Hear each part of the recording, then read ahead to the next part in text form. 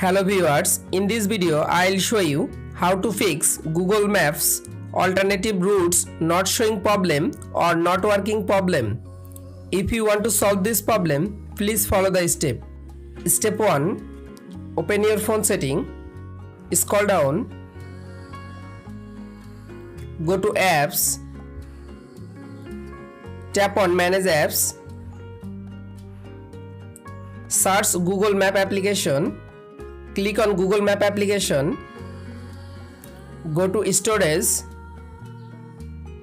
again tap on clear data, click on clear cache data,